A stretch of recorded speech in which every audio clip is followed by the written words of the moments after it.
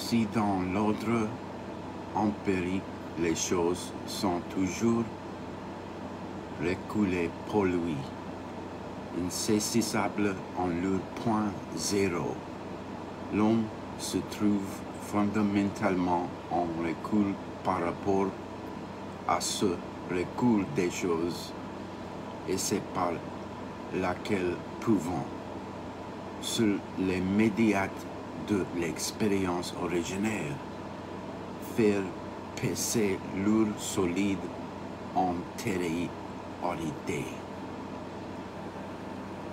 Une tâche se donne alors à la pensée, celle de contester l'origine des choses, mais de la contester pour la fonder, en retrouvant le mode sur lequel se constitue la possibilité du temps. Cette origine sans origine ni commencement à partir de quoi tout peut prendre naissance. Une pareille tâche implique que soit mise en question tout ce qui appartient au temps, tout ce qui s'efforme en lui, tout ce qui loge dans son élément mobile, de manière qu'apparaisse la déchirure sans chronologie et son histoire d'où provient le temps.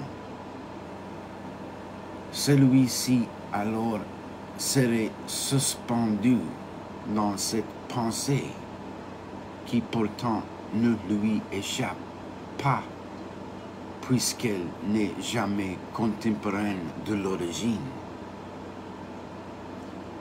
Mais ce suspense aurait le pouvoir de faire basculer ce rapport réciproque de l'origine et de la pensée. Il pivoterait autour de lui-même, et l'origine devinant ce que la pensée a encore à penser, et toujours de nouveau, et lui serait promise dans une imminence toujours plus proche, jamais accomplie. L'origine est alors ce qui est en train de revenir, la répétition vers laquelle va la pensée, le retour de ce qui a toujours déjà commencé, la proximité d'une lumière qui de tout temps a éclairé ainsi. Une troisième fois, l'origine se profile à travers le temps, mais cette fois c'est le recul dans l'avenir, l'injonction que la pensée reçoit et se fait à elle-même, d'avancer à pas de colombe vers ce qui n'a cessé de la rendre possible, de goûter devant soi, sur la ligne, toujours en retraite de son horizon, le jour d'où elle est venue et d'où elle vient à profusion.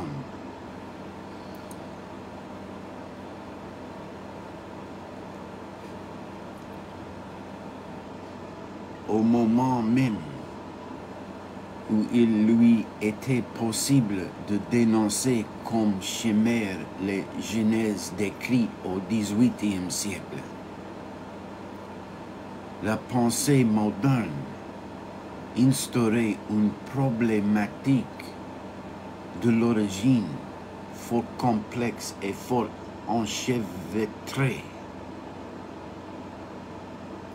Cette problématique a servi de fondement à notre expérience du temps. Et c'est à partir d'elle que, depuis le 19e siècle,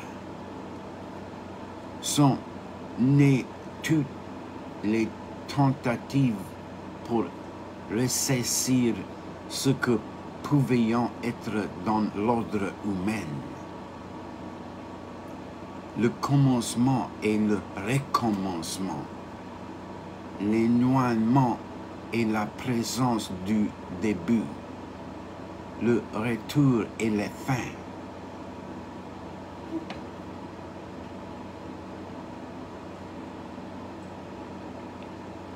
La pensée moderne, en effet, a établi un rapport à l'origine qui était inverse pour l'homme et pour les choses. Elle autorisait ainsi, mais déjouer à l'avance et garder en face du tout son pouvoir de contestation. Les efforts positivistes pour insérer la chronologie de l'homme à l'intérieur de celle des choses, de manière que l'unité du temps soit restaurée et que l'origine de l'homme ne fût rien de plus qu'une date, qu'un pli dans la série successive des êtres. Placer cette origine et avec elle l'apparition de la culture, l'aurore des civilisations dans le mouvement de l'évolution biologique. Il autorisait aussi l'effort inverse et complémentaire pour aligner selon la chronologie de l'homme l'expérience qu'il a des choses.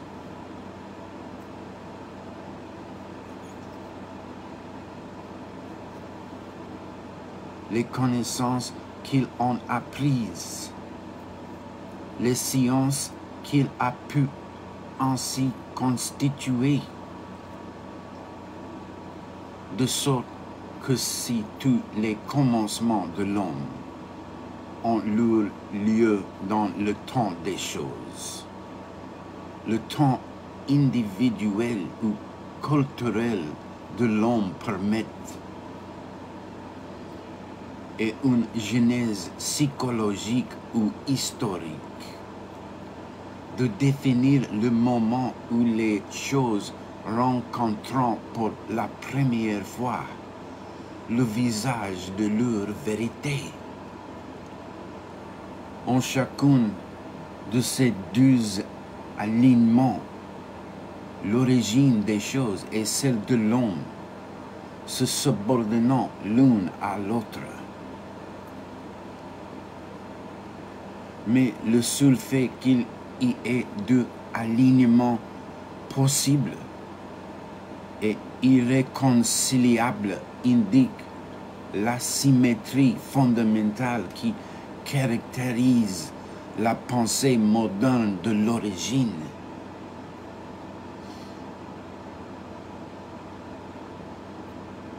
De plus, cette pensée fait venir en une dernière lumière et comme dans un jour essentiellement réticent, une certaine couche de l'originaire ou nulle origine, à vrai dire, n'était présente, mais où le temps, sans commencement, de l'homme manifesté pour une mémoire possible, le temps sans souvenir des choses. De là une double tentation, psychologiser toute connaissance, quelle qu'elle soit, et faire de la psychologie une sorte de science générale de toutes les sciences,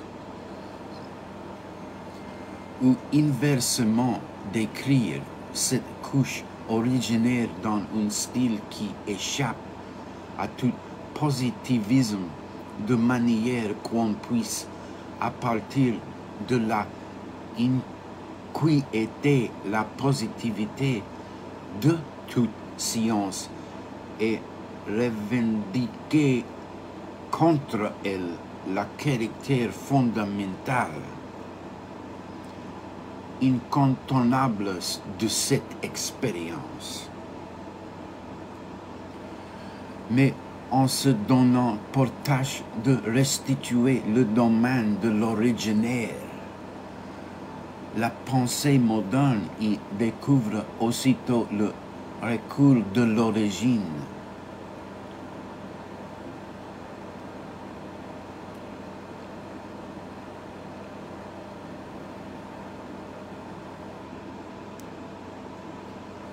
Et elle se propose paradoxalement d'avancer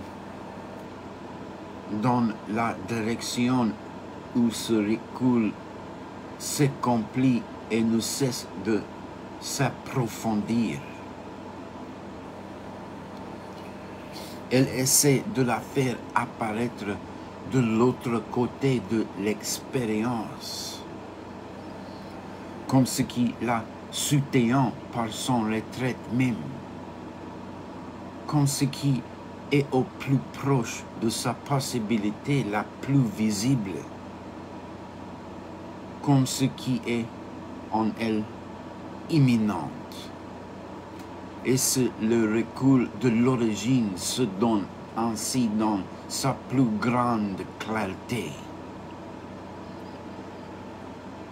N'est-ce pas l'origine elle-même qui est délivrée et remonte jusqu'à soi dans la dynastie de son archaïsme?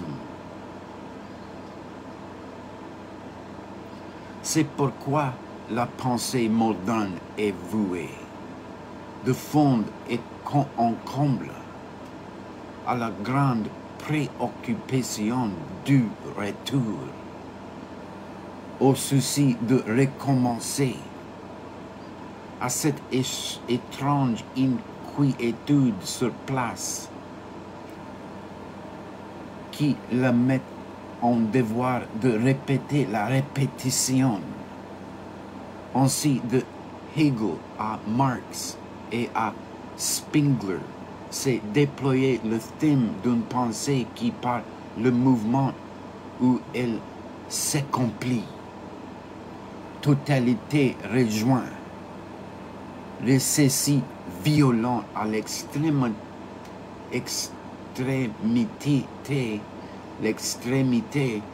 du dénouement, décline solaire, se courbe sur elle-même, illumine sa propre plénitude, achève son cercle, se retrouve dans toutes les figures étranges de son Odyssée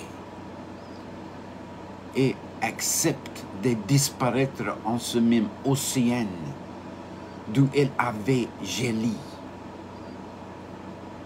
À l'opposé de ce retour qui même, s'il n'est pas heureux et parfait, se dessine l'expérience de Hölderlin, de Nietzsche et de Heidegger,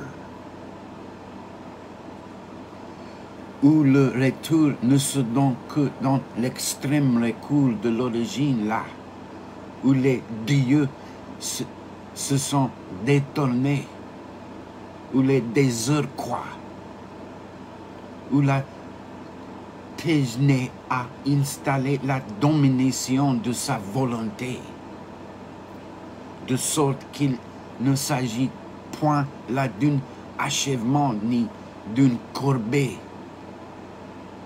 mais plutôt de cette déchirure incessante qui délivre l'origine dans la mesure même de son retraite. l'extrême est alors le plus proche. Mais que cette couche de l'originaire, découverte par la pensée moderne dans le mouvement même où elle a inventé l'homme, promet l'échéance de l'accomplissement et des plénitudes achevées, ou restitue la vie de l'origine, celui ménagé par son recul et celui que creuse son approche. De toute façon, ce qu'elle prescrit de penser, c'est quelque chose comme le même à travers le domaine de l'originaire qui articule l'expérience humaine, sur le temps de la nature et de la vie, sur l'histoire, sur le passé sédimenté des cultures. La pensée moderne s'efforce de retrouver l'homme en son identité, en cette plénitude ou en ce rien qu'il est lui-même. L'histoire et le temps en cette répétition qu'il rendant impossible mais qu'il forçant à penser, et l'être en cela même qu'il est.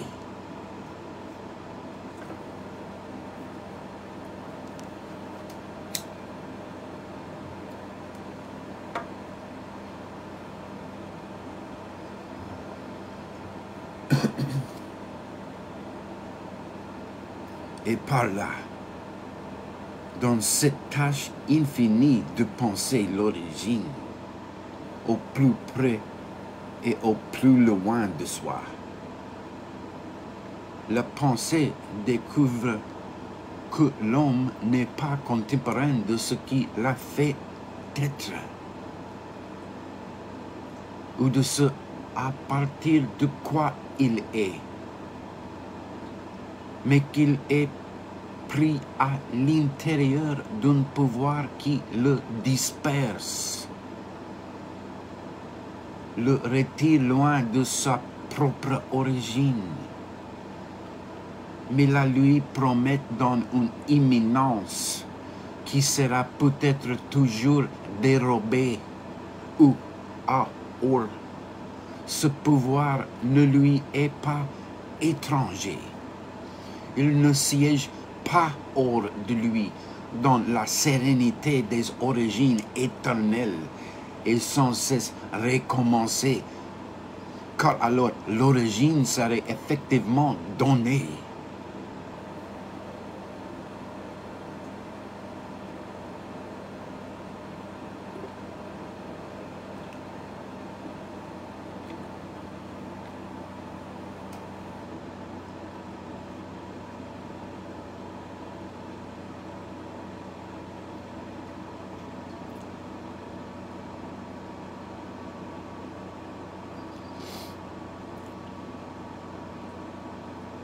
Ce pouvoir ne lui est pas étranger. Il ne siège pas hors de lui dans la sérénité, les origines éternelles et sans cesse recommencer, car alors l'origine serait effectivement donnée. Ce pouvoir est celui de son être propre. Le temps, mais ce temps qu'il est lui-même. Les cartes aussi, bien du matin dont il est issu que de celui qui lui est annoncé. On voit combien ce temps fondamental, ce temps à partir duquel le temps peut être donné à l'expérience est différente de celui qui jouait dans la philosophie de la représentation.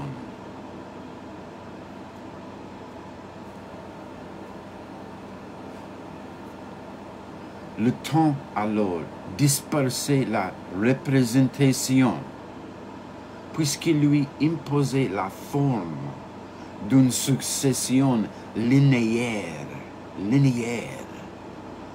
mais il appartenait à la représentation de se restituer à elle-même dans l'imagination, de se redoubler ainsi parfaitement et maîtriser le temps.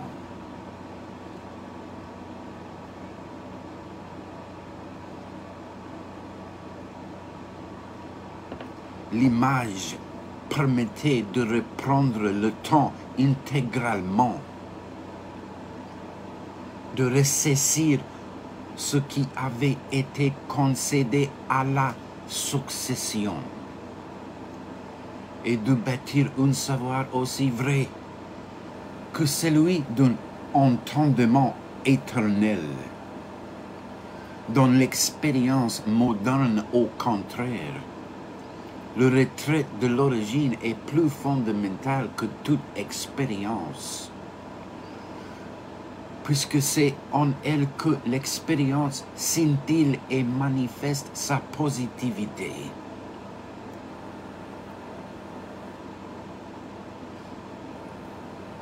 C'est parce que l'homme n'est pas contemporain de son être que les choses viennent se donner avec un temps qui leur est propre. Et on retrouve ici le thème initial de la finitude. Mais cette finitude qui était d'abord énoncée par le surplomb des choses sur l'homme, par le fait qu'il était dominé par la vie, par l'histoire, par le langage, apparaît maintenant à un niveau plus fondamental. Elle est le rapport insurmontable de l'être de l'homme au temps.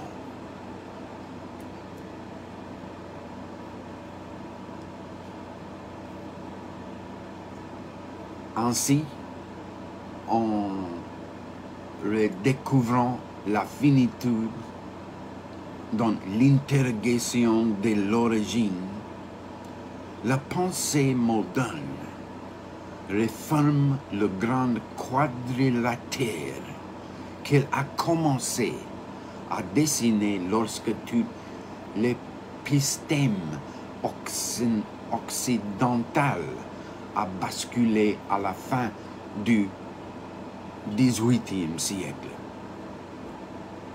Le lien des positivités à la finitude, le redoublement de l'empirique dans les transcendantales, le rapport perpétuel du cogito à l'impensé, le retrait et le retour de l'origine définissant pour nous le mode d'être de l'homme. C'est sur l'analyse de ce mode d'être et non plus sur celle de la représentation que depuis le XIXe siècle, la réflexion cherche à fonder philosophiquement la possibilité du savoir.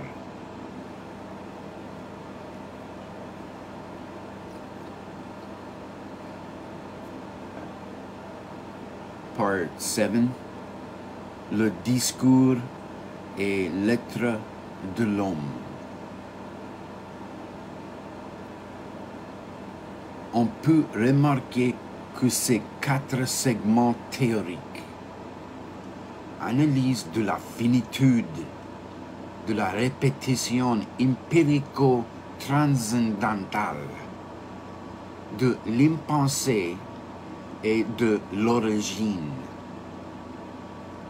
entretenant un certain rapport avec les 4 domaines subordonnés qui, tous ensemble, constituant à l'époque classique la théorie générale du langage. Rapport qui est, au premier regard, de ressemblance et de symétrie, en se souvenant que la théorie du verbe expliquait comment le langage pouvait déborder hors de lui-même et affirmer l'être.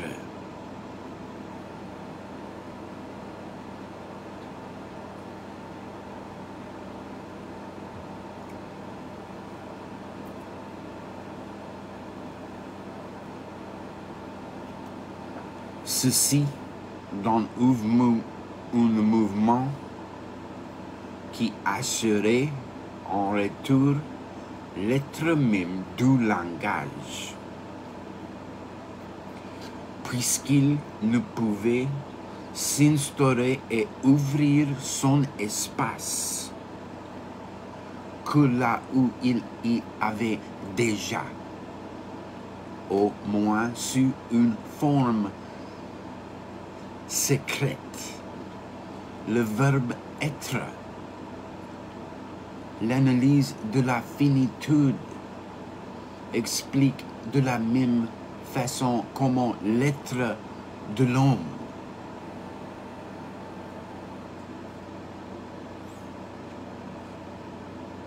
se trouve déterminé par des positivités qui lui sont extérieures et qui le lient à l'épaisseur des choses. Mais comment en retour c'est l'être fini qui donne à toute détermination la possibilité d'apparaître dans sa vérité positive, tandis que la théorie de l'articulation montrait de quelle manière pouvait se faire d'une seule tenante la découte des mots et des choses qu'ils représentent. L'analyse de redoublement empirico-transcendantal montre comment ce correspondant en une oscillation indéfinie, ce qui est donné dans l'expérience et ce qui rend l'expérience possible. La recherche des désignations premières du langage faisait gélir au corps le plus silencieux des mots, des syllabes, des sons eux-mêmes, une représentation en sommeil qui en formait comme l'âme oubliée et qu'il fallait faire revenir au jour, faire parler et chanter de nouveau pour une plus grande justesse de la pensée, pour un plus merveilleux pouvoir de la poésie. C'est sur une mode analogue que pour la réflexion moderne, l'épaisseur inerte de l'impensé est toujours habité d'une certaine manière par un cogito, et que cette pensée assoupie dans ce qui n'est pas pensé. Il faut l'animer à nouveau et l'attendre dans la souveraineté du « je pense ». Enfin, il y avait dans la réflexion classique sur le langage une théorie de la dérivation. Il montrait comment le langage, dès le début de son histoire et peut-être dans l'instant de son origine, au point même où il se mettait à parler,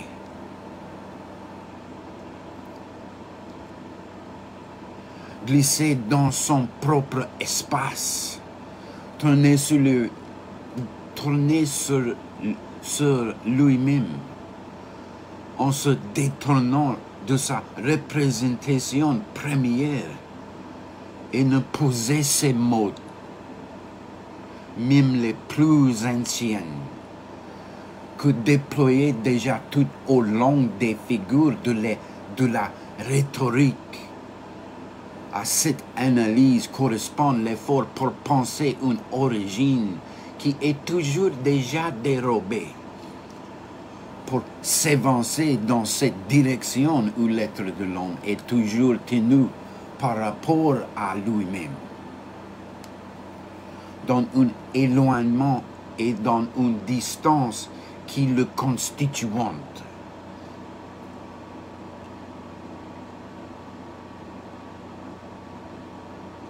Mais ce jeu de correspondance ne doit pas faire illusion.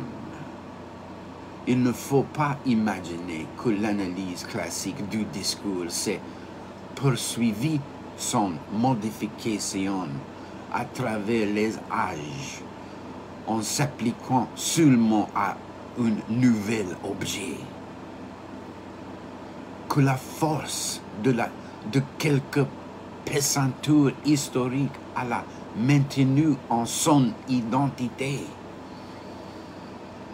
Malgré tant de mutations voisines en fait, les 4 segments théoriques qui dessinaient l'espace de la grammaire générale ne se sont pas conservés, mais ils se sont dissociés. Ils sont changés de fonction de niveau. Ils sont modifiés tout leur domaine de validité lorsque la fin du XVIIIe siècle à la théorie de la représentation a disparu pendant l'âge classique. La grammaire générale avait pour fonction de montrer comment à l'intérieur de la chaîne successive des représentations pouvait s'introduire un langage qui, tout en se manifestant dans la ligne simple et absolument ténue du discours, supposait des formes de simultanéité, affirmation des existences et des coexistences, des coupes des choses représentées et formation des généralités, rapport originaire et inaffacable des mots et des choses, déplacement des mots dans leur espace rhétorique.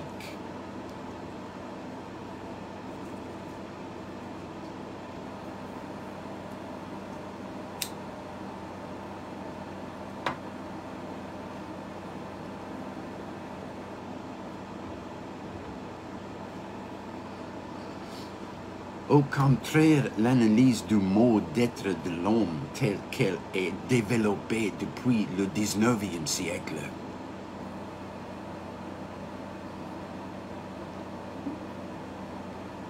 ne se loge pas à l'intérieur d'une théorie de la représentation. Sa tâche, c'est tout au contraire de montrer comment il se peut que les choses en général soient données à la représentation. À quelles conditions, sur quel sol, dans quelles limites elles pouvant apparaître en une positivité plus profonde que les modes divers de la perception.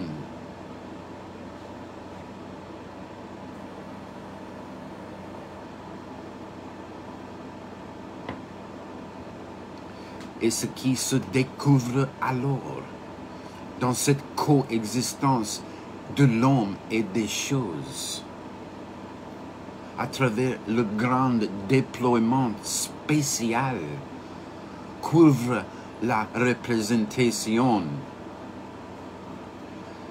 c'est la finitude radicale de l'homme, la dispersion qui à la fois l'écarte de l'origine et la lui promet, la distance incontournable du temps.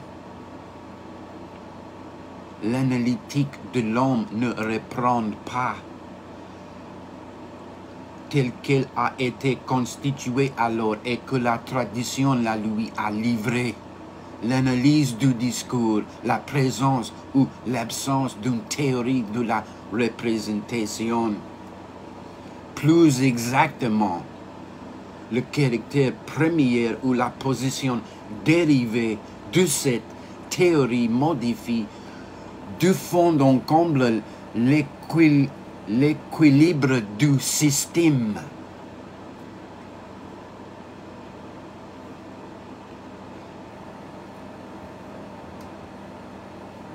Tant que la représentation va de soi, comme élément général de la pensée, la théorie du discours vaut à la fois. Et dans un seul mouvement, comme fondement de toute grammaire possible et comme théorie de la connaissance. Mais dès que disparaît le primat de la représentation, alors la théorie du discours se dissocie et on peut en rencontrer la forme désincarnée et métamorphosée à deux niveaux. Au niveau empirique, les 4 segments constitutifs se retrouvant, mais la fonction qu'ils exerçaient est entièrement inversée.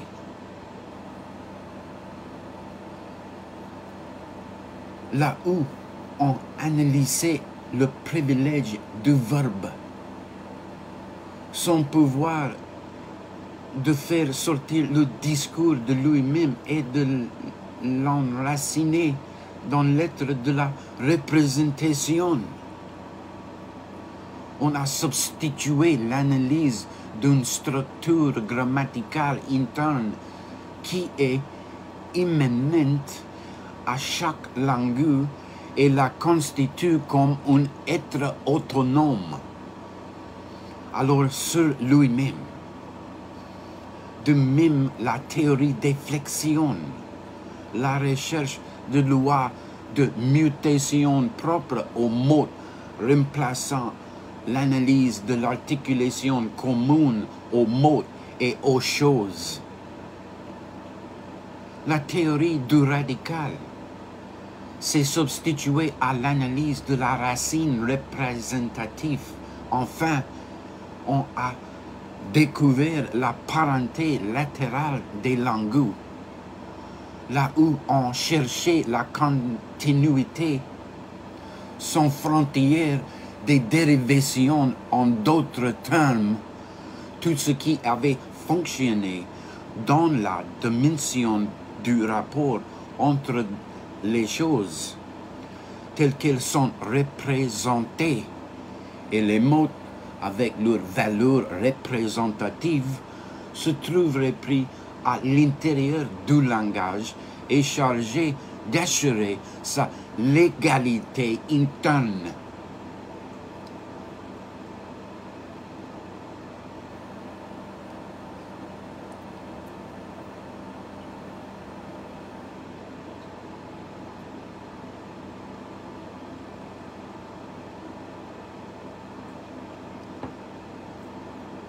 Au niveau des fondements, les 4 segments de la théorie du discours se retrouvent encore,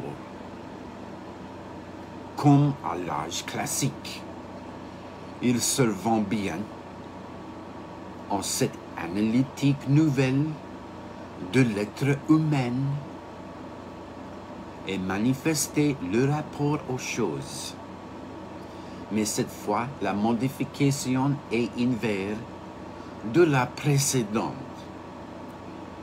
Il ne s'agit plus de les replacer dans un espace intérieur au langage, mais de les libérer du domaine de la représentation, à l'intérieur duquel ils s'étaient pris. et de les faire jouer dans cette dimension de l'extériorité où l'homme apparaît comme fini.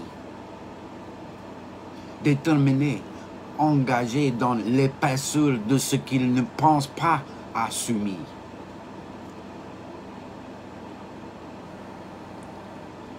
En son être même, à la dispersion du temps, l'analyse classique du discours, à partir du moment où elle n'était plus en continuité avec une théorie de la représentation, s'est trouvée comme fendue en deux.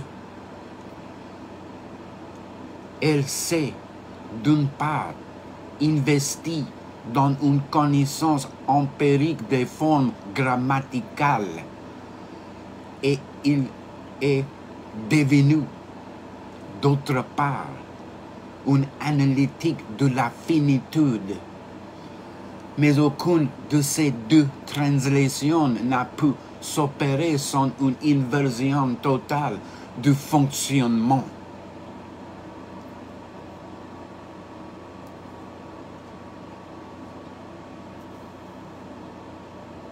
On peut comprendre maintenant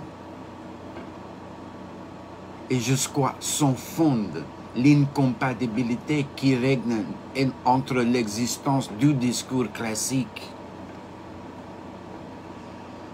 appuyé sur l'évidence non questionnée de la représentation, et l'existence de l'homme, telle qu'elle est donnée à la pensée moderne.